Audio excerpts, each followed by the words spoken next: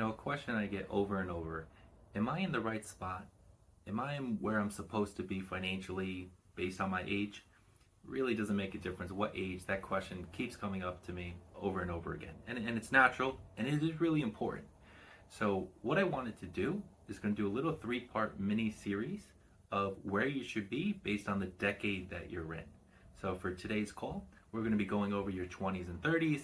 In the next few, we'll do 40s and 50s and 60s and 70s. Now, I'm just going to touch upon the macro kind of categories. Obviously, there's a whole bunch of little details that also should factor in. But let's start with our 20s. Now, this is for the person that's just started their first full-time job. Now, one of the things you want to do the second it becomes eligible to you is enroll in your company's 401k or 403b if you're fortunate enough to work for an institution that has one. Now, everyone's a little bit different, everyone has different goals, but if I was just going to give a round number that you should try and get to, would probably be around 15%. If between what you're doing and your employer contribution, the combination of those two are around 15%, and you're able to do that consistently throughout your life, you'll probably set yourself up with a pretty nice retirement.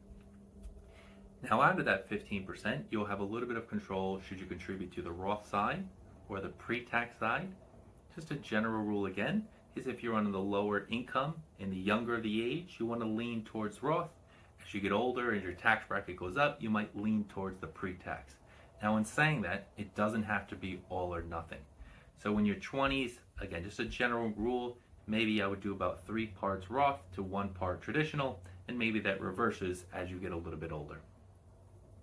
Now, a few insurances that I would say are the staples you need to put in place in your 20s is health insurance, life insurance, and disability insurance. Now, health insurance is fairly obvious. We don't know what's going to happen in our life. We don't know when, God forbid, something happens that we would need it. So, absolutely, health insurance is a must to have pretty much throughout your life.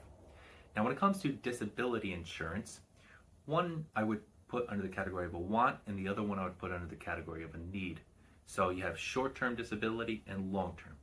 Well, if you find yourself out of work for 2-3 months, maybe you could scrape by with some savings, maybe ask mom and dad.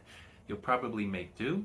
But if, God forbid, something happens to you where you're disabled for 20-30 years, there is no making do. So I highly recommend, and I put it in the need category of having long-term disability insurance. Now, most of the time, if you work for a bigger corporation, you'll be able to get it through the corporation. You could also get long-term disability on your own. So again, the short-term, if you want it, it's certainly nice to have, but in comparing the two, the long-term is where I put the need. Now, the life insurance side of the equation, I would say once you start having the possibility of having children is when I would look into life insurance. Really, at the very beginning where your budget might be a little bit tough or kind of tight, I would lean towards kind of term insurance. You can explore other options kind of as you get older and as your cash flow gets a little bit better. The last thing I would factor into your 20s is your credit score. This is something that if you are diligent and making sure you're kind of utilizing it properly, and being conscientious of what it is and making sure you're making all your payments on time, it's certainly going to make your life a whole lot easier. And it's going to, items that might be $1,500, but if you have a bad credit score, you might have to be paying $1,800. So all these little $100 here, $50 there, it's going to add up over time. So those are the broad categories I was kind of think about in your 20s. Now, once you're in your 30s, and I'm going to try and give you a metric to kind of utilize throughout your life. So in your 30s, I would have roughly about 1.5 times your salary saved up. So let's say just to use a round number, your salary is $100,000. You probably want to be somewhere around $150,000 saved for retirement. Now, what some people might lump into that equation is, let's say you had $20,000 saved for a house, maybe $10,000 saved for a car. I would not factor those into the pool of money that we're trying to build up to your retirement. So all your net worth might be 1.5 times. We're really looking for assets that you're pretty much exclusively planning on using for retirement. Another thing that if you're in your 30s and you possibly have kids, one of the best things you can do is open up a 529 plan. This is an account that once put in, there is no federal tax deduction. A lot of states do allow for it.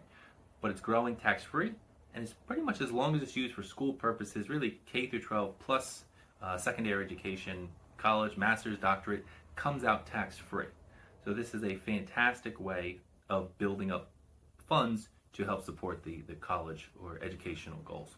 Now in your 30s, if you find yourself in a particular situation where, all right, I'm on pace for retirement, I got my 1.5 times saved, I'm putting 15% away, I'm putting some money towards the 529, my cash flow is still pretty good, this is when I would say you could explore permanent life insurance. There's a few different types, but really as long as I have my 401k in retirement in place, my insurance is in place, have an emergency fund, that's when I would start exploring a permanent life insurance option.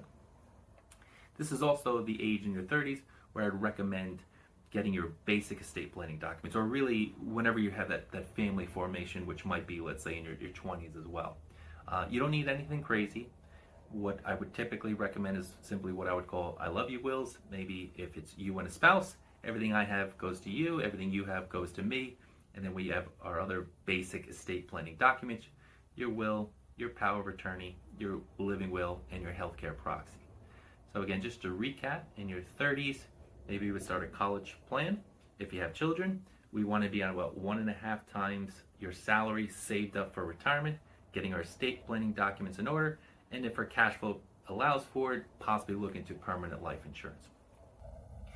Thank you so much, and I hope you enjoyed this call. In the next one, I'm going to be touching upon your 40s and 50s.